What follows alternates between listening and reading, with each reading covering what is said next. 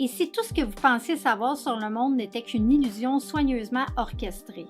Si derrière les gouvernements, les religions, les médias, se cachait une force invisible qui manipule nos croyances et nos choix, et même notre destin?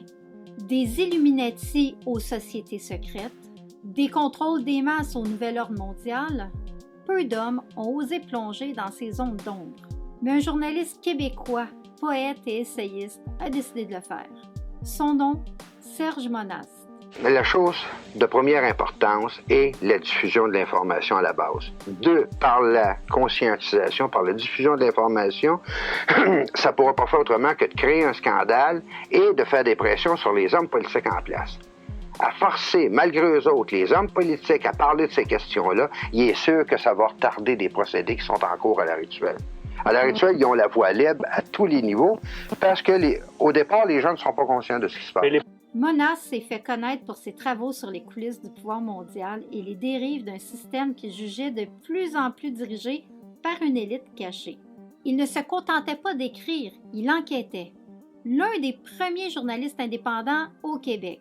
Il disait tenir ses informations de confrères partageant ses convictions, mais aussi d'agents des services secrets et de policiers repentis. Un réseau de sources dangereuses, mais qui alimentait sa quête de vérité. Oui, mais d'un autre côté, c'est très difficile d'essayer de faire passer un journaliste pour un paranoïa quand que le journaliste en question arrive avec des preuves et des références qui sont vérifiables. Originaire de Sherbrooke, il devient rapidement une figure à part, dérangeante, inclassable et insoumise. Ses ouvrages aujourd'hui circulent davantage en France qu'au Québec. Ironie du sort pour un homme qui est né ici. Né à Montréal le 12 août 1945, Serge Monast grandit dans un Québec en pleine effervescence intellectuelle.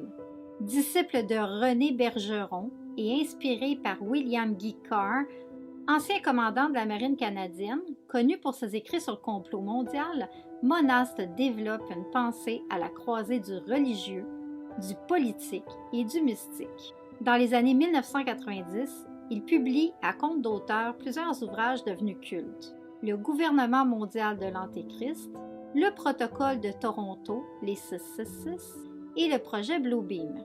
Des textes où il dénonce le plan global visant à instaurer un gouvernement unique sur Terre, dirigé par une élite occulte et soutenu par une technologie capable de contrôler les consciences. Mais plus qu'un simple auteur, Monast se voyait comme un lanceur d'alerte spirituelle. Pour lui, rien n'était séparé.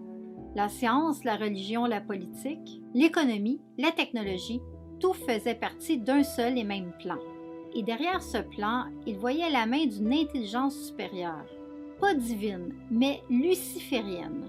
Le 3 décembre 1996, à Sherbrooke, Serge Monast meurt subitement à 51 ans, à peine quelques heures après avoir été arrêté. Il aurait passé une nuit en prison, mais malheureusement, aucune trace des motifs de son arrestation. Il aurait eu un arrêt cardiaque, mais pour beaucoup, cette mort reste mystérieuse. Des théoriciens du complot parlent d'un avertissement, d'autres d'une élimination. Quoi qu'il en soit, sa disparition ne fait que renforcer son aura. Depuis, il demeure pour certains le prophète du complot moderne, un genre de Nostradamus québécois. Avant de vous dévoiler le fruit de ses recherches, après avoir lu 4 de ses ouvrages, je me suis posé la question.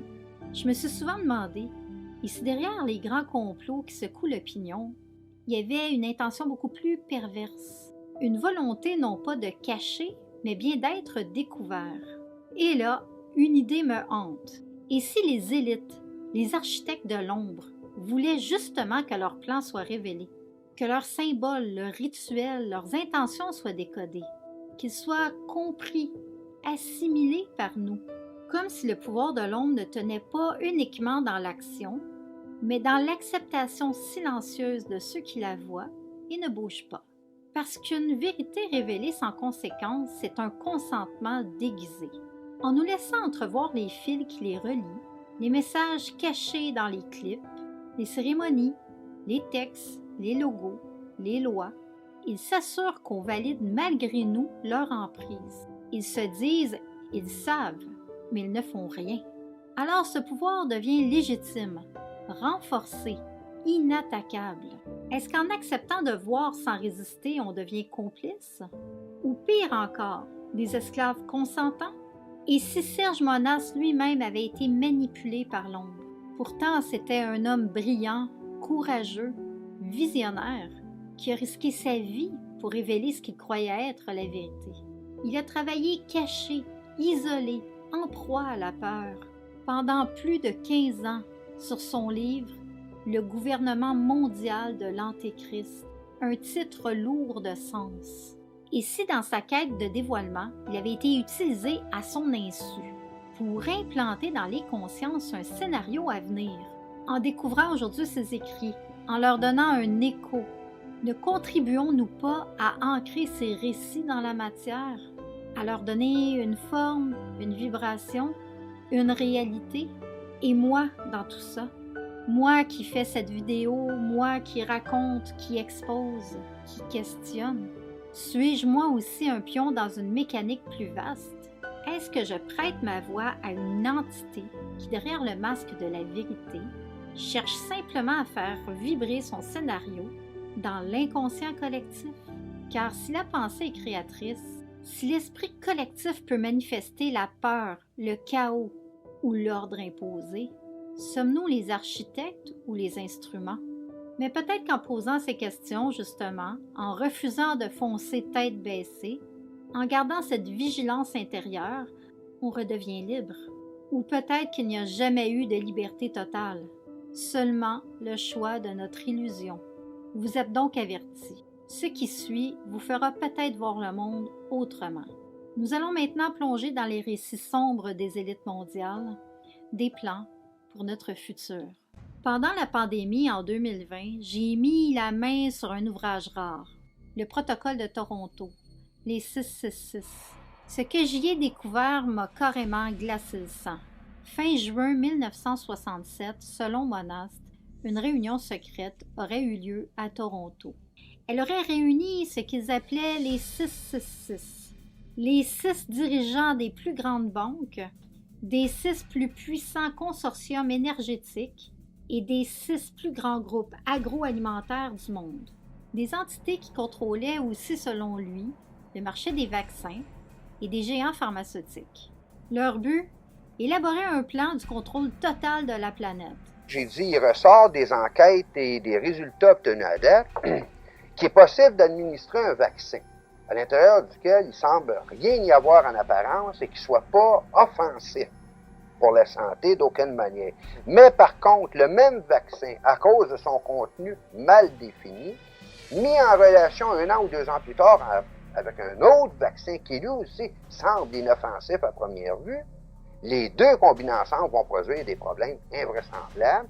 Et j'ai su dernièrement qu'il était possible, sans que ça puisse être décelé nécessairement au niveau d'analyse scientifique, il était possible de couper en deux un cristal liquide, d'en mettre une partie dans un vaccin, 1 an ou 2 ans plus tard, que la deuxième partie se retrouve dans un autre vaccin. La combinaison des deux avec les informations que je possède au niveau des cristaux liquides permet le contrôle direct des individus via satellite en vue d'en arriver à un moment donné à un contrôle politique absolu sur les populations. Compagnies, les multinationales pharmaceutiques s'organisent de manière à ce que les médecins privilégient des médicaments et les prescrivent à des gens, même s'ils n'en ont pas de besoin, afin de faire fonctionner ces compagnies pharmaceutiques-là, et dans un autre temps, pour que ces gens-là soient dans une espèce de léthargie, sans être capables de trop réagir. Écoutez, ça va bien, on est calmé, on ne connaît pas la source, par exemple, de nos problèmes, mais au moins on est calmé pour être capable de les supporter. Monast affirme avoir découvert 2 documents clés, Panem et Circense. Un rapport datant de 1967 sur un projet génocidaire, l'Aurore rouge de 1985, qui décrit comment ces élites, en 27 protocoles, prévoyaient de prendre le contrôle des grandes institutions internationales. On parle de l'ONU, l'OTAN, la Commission de Bruxelles, et même les systèmes éducatifs et religieux. Mais leur méthode n'était pas la guerre ouverte.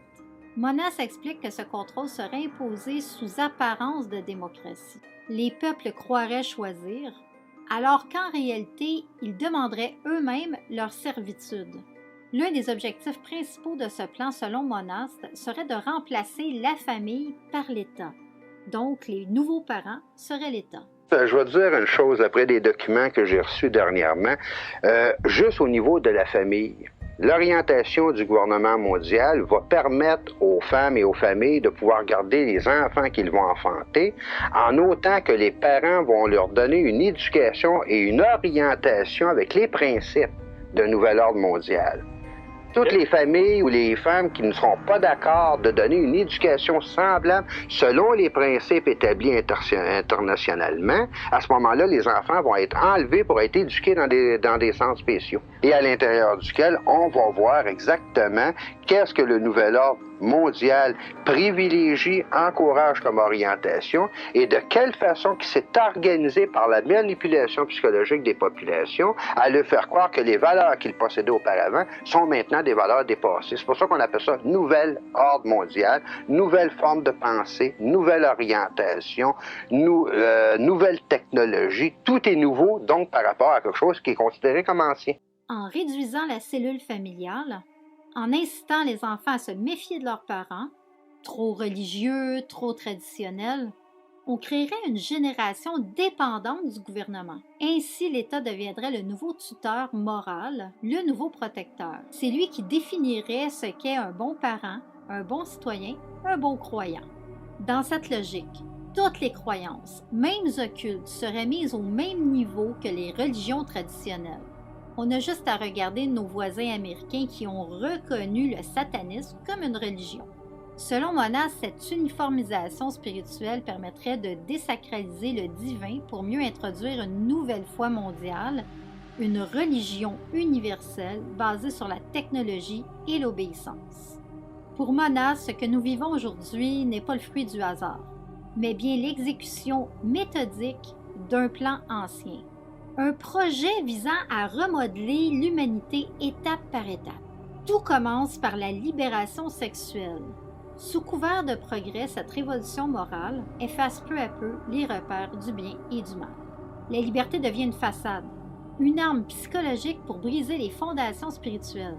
Puis vient la manipulation économique. Créer l'illusion d'une classe moyenne prospère pour mieux la piéger. Travail, crédit, loisirs, tout pour que le peuple se sente libre, jusqu'à ce que l'État retire discrètement ses moyens de survie. Et c'est là que l'État devient un parent de substitution, protecteur mais autoritaire. Vient ensuite la division par la diversité. Monas disait que la promotion forcée des différences, qu'elles soient culturelles, religieuses, ethniques ou sexuelles, finirait par diviser les peuples. Sous prétexte d'inclusion, on attise les tensions. On célèbre la liberté individuelle au détriment de l'unité nationale. Et pendant que les peuples se déchirent, les gouvernements perdent de leur autorité, laissant la place à des organismes internationaux. Et c'est là, disait-il, que l'ONU interviendra. Lorsque les nations seront affaiblies par leurs propres conflits, une gouvernance mondiale apparaîtra, sous le masque du salut collectif. Leur plus grande peur est que les populations deviennent conscientes, parce que ça va être beaucoup plus difficile de l'instaurer, parce que les gens vont commencer à s'organiser par eux-mêmes à ce moment-là. Selon Monas, les 666 savent qu'un peuple fort est dangereux. Alors, pour le neutraliser, ils l'affaiblissent doucement. Ils encouragent toutes les dépendances, l'alcool, la drogue, le jeu, le sexe, le divertissement à outrance. Est-ce un hasard? Si le gouvernement contrôle la Société des alcools, maintenant la SQDC et les loteries, il ne les impose pas, il les normalise. Une société abrutie par les excès ne se révolte pas, elle s'endort. On encourage la médiocrité, on la met de l'avant, tandis que les penseurs, les créateurs ne trouvent aucun écho à leur travail. Monas allait jusqu'à prédire la banalisation du suicide. Se serait présenté comme une issue digne à la souffrance. Aujourd'hui, avec la montée du suicide assisté, cette vision résonne d'une manière troublante. Chaque dépendance, disait-il, sert à un seul but, remplacer la force intérieure par la soumission tranquille. Dans ses écrits les plus prophétiques, Serge Monas évoque l'ère du bio-numérique, une époque où l'humain et la machine fusionneraient tranquillement sous prétexte du progrès. Il expliquait que l'on pousserait l'être humain à se connecter volontairement à un réseau mondial. Une toile numérique sans frontières où chaque être humain serait identifié, suivi, fiché, analysé. Nos déplacements, nos transactions, nos communications, nos pulsations cardiaques, nos émotions, tout serait surveillé en temps réel. La vie privée disparaîtrait au nom de la sécurité, de la santé, du confort. Le piège, selon Monas, ne viendrait pas de la force, mais de la séduction technologique. Les gens porteraient eux-mêmes les outils de surveillance. Montre intelligente, puces sous-cutanées, reconnaissance faciale, implants médicaux, carte numérique universelle. Il avait oublié le téléphone cellulaire. Et plus il serait connecté, plus il deviendrait prévisible, traçable, contrôlable. Cette hyperconnexion mondiale créerait une humanité sous surveillance constante. Les gouvernements, ou plutôt ceux derrière eux, sauraient tout. Qui vous êtes, ce que vous consommez, ce que vous croyez, ce que vous craignez. Et tout cela, ironie du sort, sera accepté volontairement. Parce qu'on vous dirait que c'est pour votre bien. Une prison invisible, brillante, pratique, mais sans échappatoire. Un monde où la désobéissance deviendrait un délit algorithmique et où la liberté serait remplacée par un score de conformité sociale. Les utiles seraient récompensés, les autres effacés du système, déconnectés. Sur lequel je vais donner une conférence demain là, à Saint-Sauveur et qui porte sur les nouvelles technologies développées entre la CIA et les forces militaires américaines pour le contrôle direct des individus, indépendamment de leur volonté. Et c'est là, disait Serge Monas, que la phase Oméga commencerait. Celle où la technologie, après avoir relié les hommes, prendrait le contrôle de la planète. Dans la phase Oméga, dans cette ultime étape, les puissances de l'ombre utiliseraient les technologies modernes pour manipuler les ressources naturelles. Monast parlait déjà dans les années 90 de technologies électromagnétiques capables d'influencer le climat, de provoquer des sécheresses, des inondations et des dérèglements destinés à fragiliser les récoltes. L'objectif, centraliser la production agroalimentaire. Car, disait-il, quand tu contrôles la nourriture, tu contrôles les peuples de la Terre entière. Une fois les ressources mondiales concentrées entre quelques mains, les États-nations perdraient leur autonomie. Les populations deviendraient dépendantes d'un marché complètement globalisé, totalement contrôlé. Et la faim deviendrait une arme politique. On a dérégionalisé sur toute la planète et on a juste regardé les cartes, en fait, compte géographiques de 1930 au niveau agricole et les cartes géographiques au niveau agricole de 1990 pour se rendre compte de quelle manière on s'y est pris au niveau planétaire pour ramasser les gens au niveau des villes. Leur enlever tout moyen d'indépendance. D'autonomie, d'indépendance. Le premier but du gouvernement mondial, soit en désarmant les gens, soit en les ramassant à l'intérieur des villes, c'est de les rendre dépendants, absolument. Il n'y a rien de pire pour eux autres que des personnes qui sont autonomes et qui sont capables de se débrouiller par eux-mêmes. Mais dans ce nouvel ordre, tout le monde ne suivra pas. Et ceux qui résisteront, qui dénonceront, seront réduits au silence. Pas par la violence, non, par le ridicule. Ils seront tournés en dérision, traités de complotistes, effacés. Leur voix disparaîtra dans le bruit du monde connecté.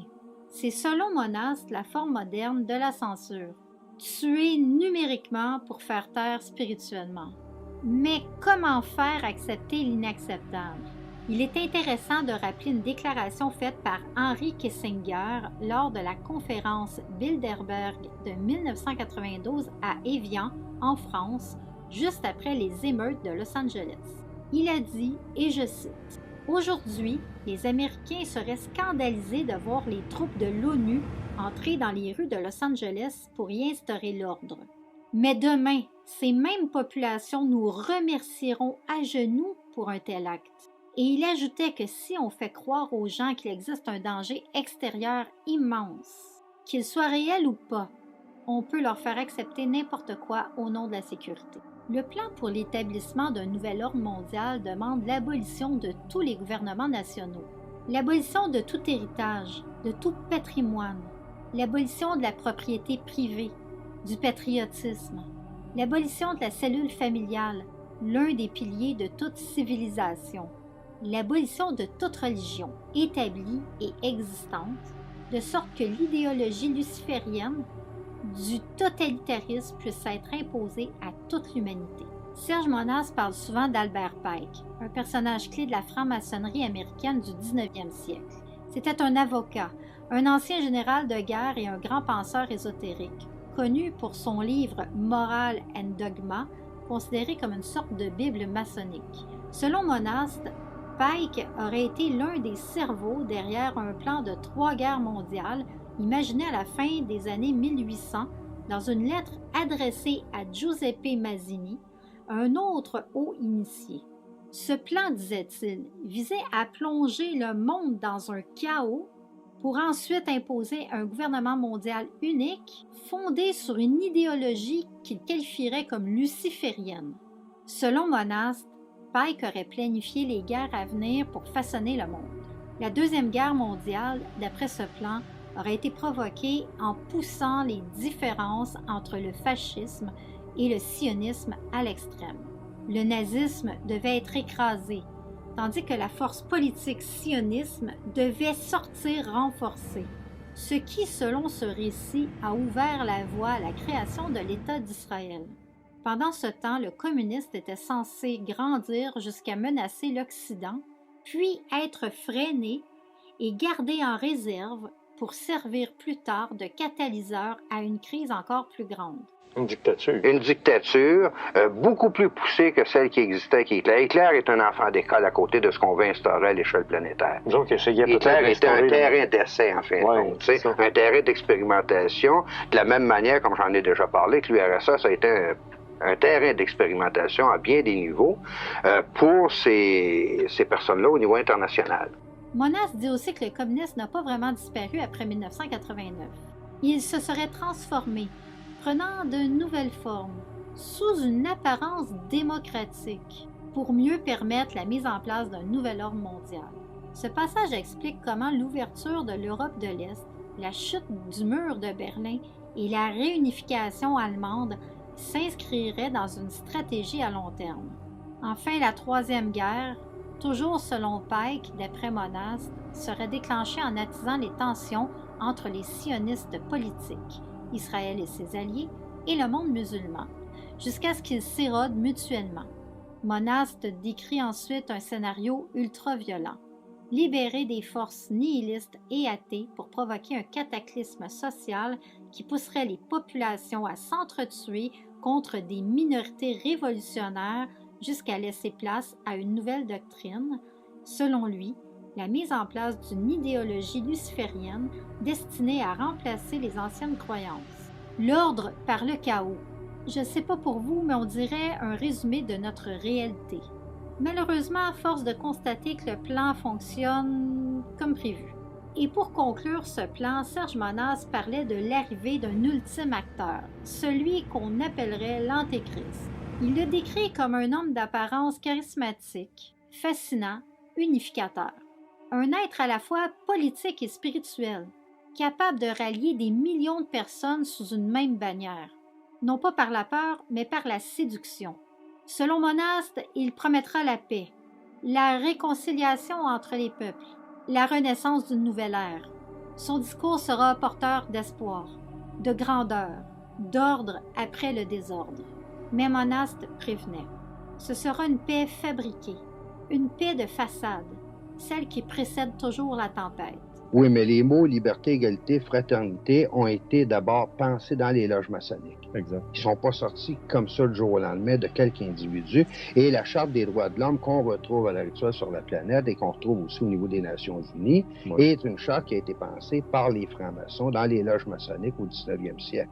De la même façon que tout le système d'éducation que le Québec a connu depuis les années 60, le système de l'école neutre, avec tous les bouleversements qu'on a connus, a été pensé dans les loges maçonniques avant d'être réalisé dans les écoles. Ça ne doit pas être un succès parce qu'ici au Québec, on tient encore à l'école d'allégeance religieuse. On parle des commissions scolaires qui sont toutes catholique ou protestante. On n'a pas encore le système neutre. Ça, c'est au niveau de l'apparence. Mais si on le regarde en profondeur, la réussite est totale à l'heure actuelle, surtout lorsqu'on lit le volume, le corps mystique de l'Antéchrist, avec les plans qui avaient été pensés en 1860 et 1895 à ce niveau-là. D'ailleurs, tout le mouvement, j'ai absolument rien par rapport au mouvement de libération de la femme est égale de l'homme, ça, il n'y a pas de problème là-dessus, sur le plan humain, on le sait. Mais il faut dire que tout le mouvement de libération de la femme, le mouvement au niveau de l'éclatement de la famille, les droits de l'enfant, c'est des choses qui ont déjà été pensées dans les loges maçonniques avant d'arriver dans les sociétés. C'est pas des choses qui ont poussé comme un champion en pleine nuit. Ouais. Mais revenons pour continuer aux Illuminati, à la franc-maçonnerie, dans sa réalité, qu'est-ce que c'est? La franc-maçonnerie est avant tout, et ça va peut-être surprendre des gens, c'est une organisation religieuse. C'est une église. Ils se considèrent comme telle, ils se considèrent comme la nouvelle église, comme étant la seule ayant droit d'existence sur la planète. C'est une église fondée sur les écrits qui ont fait, en fin de compte, sortir par Jean-Jacques Rousseau à cette époque-là, c'est-à-dire au niveau de l'homme naturel. L'homme naturel par rapport à la nature, à ce moment-là, on ne reconnaît pas la famille, il faut faire éclater la famille. On ne reconnaît pas les liens au niveau des actes du mariage, au niveau des choses de naissance, ainsi de suite, comme ça se passe dans nos sociétés organisées, on s'arrange pour les faire éclater. Et le meilleur exemple que tu peux avoir au niveau de cet éclatement-là, c'est la Révolution d'octobre en 1917 en Union soviétique, qui a formé, en fin de compte, le communisme, qui a donné naissance au communisme. Lénine a été formé dans les loges maçonniques. Il y en a plusieurs qui vont sûrement être surpris, mais la plupart des écrits que Lénine a sortis, il les a pris à partir des loges maçonniques et ils les ont appliqués sur un plan politique, sur un plan matériel en Union soviétique pour une épuration complète de la population. Quel est leur objectif L'objectif... cette maçonnerie? Parce qu'il faudrait distinguer deux types de maçonnerie. Il y a la maçonnerie des Boy Scouts pour adultes, qui se sert de gens comme paravents pour faire des bonnes œuvres, faire des actions positives. Et on va trier à travers le lot dans cette société les individus qui ont les propriétés au niveau de leur âme pour accéder à des plans occultes de la franc-maçonnerie. Et ceux-là, on les pousse pour qu'ils montent. C'est ceux-là qui montent dans la hiérarchie. Il y a les 33 degrés de la maçonnerie, les 33 ans du Christ, on pourrait dire. Ça revient tout à l'intérieur de la franc-maçonnerie procède d'une inversion des valeurs chrétiennes, au départ. Et anti-chrétien. Anti-chrétien jusqu'au bout. Le 33e degré. Mon cher, mais là, vous risquez de vous faire démolir après l'émission, ça n'a pas de bon sens. Moi, parce qu'on sait une chose, oui. Je pense même le premier ministre du Canada, il est dans une des loges franc-maçonniques. Ils sont obligés de passer par là pour être dans le système politique international. Moi, je vais te dire une chose, Richard. Si on prend les documents de 1940, oui. À l'exception du président Adams aux États-Unis, tous les présidents avaient et appartenaient à la franc-maçonnerie. À cette époque-là, 65% des sénateurs américains appartenaient à la franc-maçonnerie. Ils sont obligés d'y appartenir, sinon ils ne passent pas. On est en train de mettre psychologiquement dans la tête des gens l'existence d'une police internationale nécessaire. Mais la police internationale nécessaire est en diminutif, là, une police réelle qui va gérer, en fin de compte, le bien-être des gens sur la société de la planète sous un gouvernement de l'Antéchrist. C'est en plus gros qu'est-ce qui existait sous Hitler ou sous d'autres régimes qui ont existé où il y avait une police spéciale pour surveiller les intérêts de l'État.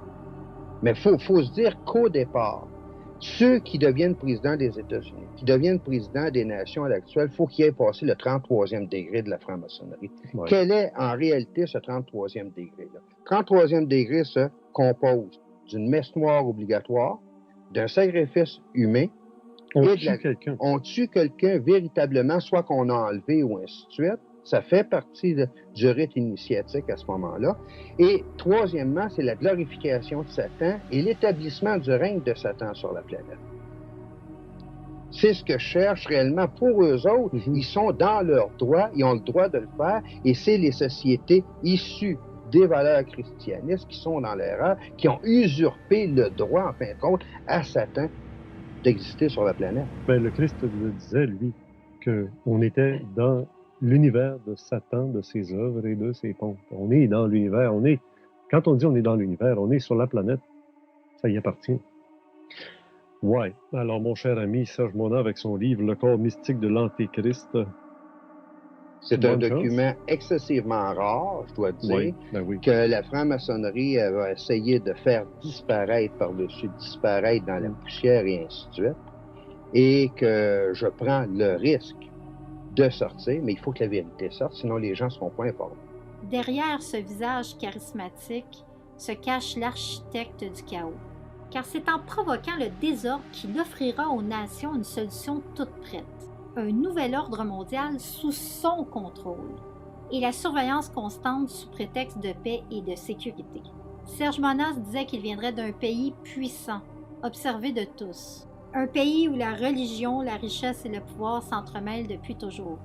Un pays dont la voix trop forte finit toujours par couvrir celle des autres. Mona ne l'a pas nommé, mais il le décrivait comme un homme de spectacle et de pouvoir, un être magnétique, adulé et détesté à la fois, capable de diviser les peuples tout en prétendant les rassembler. Il dira vouloir rendre au monde sa liberté, mais il utilisera cette promesse pour réécrire les règles du pouvoir et réécrire l'histoire. Sa force ne viendra pas seulement de son influence politique, mais aussi de sa capacité à contrôler l'information, à manipuler les masses par l'image, la peur et la foi. Il parlera au nom de Dieu, mais c'est sa propre gloire qu'il servira. Il se présentera comme un défenseur de la vérité, mais derrière lui, c'est la confusion qui régnera. Et quand le monde, épuisé par les guerres, les conflits, les crises, la division, réclamera un sauveur, il se lèvera. Un homme au regard perçant, à la voix persuasive, qui saura transformer le chaos en culte, et peu à peu, la frontière entre la foi et la politique disparaîtra. Les foules le suivront, convaincues de servir la paix, sans voir qu'elles s'inclinent devant le maître du désordre. Les journalistes américains m'avaient envoyé un dossier. C'était le programme du ministère de la Justice des États-Unis et du ministère de la Défense concernant l'établissement des camps de concentration. Les journalistes qui m'ont envoyé ça m'ont fait savoir que le dossier n'avait jamais été publié au complet aux États-Unis. Il y avait le directeur du Oakland Tribune en 1976 qui avait fait un article sur un des paragraphes, en fin de compte, concernant ce dossier-là. Malheureusement, une semaine après, sans qu'on sache pourquoi, il était mort. Donc, le document original en anglais, qui était en caractère très serré, n'a jamais été publié intégralement aux États-Unis. Et lorsque les journalistes m'ont envoyé ça, ils m'ont demandé, ils ont dit, écoute, Serge, on aimerait savoir ce que tu en penses, puis que tu puisses faire des vérifications sur un dossier qui est réel et qui est croissant en même temps. J'ai fait des recherches, j'ai appelé à plusieurs endroits à travers les États-Unis et en Australie. J'ai reçu d'autres documents, soit d'ordre économique ou dans d'autres domaines, au niveau militaire, policier et autres, et qui m'ont confirmé qu'effectivement, non seulement il y avait un programme d'établissement de camps de concentration, mais que celui-ci était beaucoup plus élaboré que le document original le laissait croire au départ. La façon que ça a été organisé, ça passe inaperçu, dans le sens que la majeure partie de ces camps-là sont situés soit à proximité ou à l'intérieur de bases militaires américaines. Mais ce qui est quand même bizarre, comme celle qui se trouve en Floride, c'est que dans une base militaire, dans une prison militaire, on trouve des prisonniers de droit commun au niveau civil. Et après avoir fait des recherches dans différents camps, y compris en Alaska, on a fini par découvrir qu'on maintenait un nombre très limité de prisonniers civils pour tenir les camps d'activité, mais que certains de ces camps-là pouvaient contenir jusqu'à 100 000 prisonniers et plus à l'heure actuelle. On a des rapports que sur l'entraînement, ce qui va sûrement surprendre des gens, l'entraînement de troupes militaires soviétiques, coréennes, de Mongolie, d'anciennes régions du bloc de l'Est sur la frontière du Mexique, sous le couvercle des Nations Unies. Et ces troupes traversent la frontière mexicaine, américaine et canadienne sans jamais être badrées par les gardes frontières. On a juste à poser, sécurité ou secret d'État, et à ce moment-là, plus personne n'ose parler de quoi que ce soit. D'accord? Le fameux complexe militaro-industriel et américain qui a continué de grandir et qui s'est drôlement accru en importance, surtout pendant la guerre du Vietnam, est un gouvernement à l'intérieur du gouvernement américain, mais un gouvernement aussi indépendant avec toutes ses structures, excessivement puissant. Il est à remarquer qu'on est en train, en même temps à l'heure actuelle aux États-Unis, de mettre sur pied ce qu'on appelle une force de police nationale tout à fait spéciale, dont, d'après les sources d'information que j'ai, les uniformes sont noirs, les chars d'assaut sont noirs, les hélicoptères sont noirs, tout l'équipement est noir d'un bout à l'autre avec des sigles rouges dont j'attends des copies. C'est un triangle rouge, effectivement, avec supposément 3 sets renversés qui correspondaient à des 6, tout différents, tout dépendant de l'endroit, l'angle sous lequel on le regarde. L'ex-agent de la CIA a confirmé qu'effectivement, toutes les sources d'information dans la revue étaient réelles. Et il a aussi manifesté son énorme surprise à savoir comment ça se faisait qu'un journaliste canadien puisse posséder autant d'informations que ça, surtout sur des sujets qui n'ont jamais été publiés nulle part. Aujourd'hui encore, après plus de 25 ans après sa mort, le nom de Serge Monast continue de résonner. Il reste un visionnaire incompris, un lanceur d'alerte bien avant l'heure. Mais que l'on croit ou non à ses théories, force est de constater qu'un nombre de ses prédictions se reflètent dans notre époque. La surveillance numérique, la centralisation du pouvoir, la perte de repères spirituels, la manipulation de l'information, tout cela, il l'avait déjà décrit. Et s'il avait raison, ne serait-ce que sur une toute petite partie de ce qu'il annonçait. Serge Monast n'a peut-être pas vu l'avenir, mais il a eu le courage de se questionner. Et aujourd'hui encore, ces mots résonnent comme un avertissement. Quand la vérité dérange trop, elle devient un danger pour ceux qui la disent. Alors, à vous de juger. Sommes-nous tous témoins de ce plan dont il parlait? Et surtout, l'Antéchrist est-il parmi nous? Un nom revient sans cesse dans mon esprit, inlassablement, comme une évidence. Et vous, avez-vous, vous aussi, un nom qui vient à votre esprit? Si oui, je vous invite à l'écrire en commentaire. Et si ce sujet vous fascine, j'ai aussi réalisé une vidéo sur un jeu de cartes sorti en 1995 qui était, disons, troublant et très précis dans ses prédictions. Les Illuminati et le Nouvel Ordre mondial. Je vous invite à le visionner dès maintenant. Abonnez-vous à Nadia, car ici, on explore l'ombre pour mieux pouvoir reprendre le pouvoir sur notre lumière.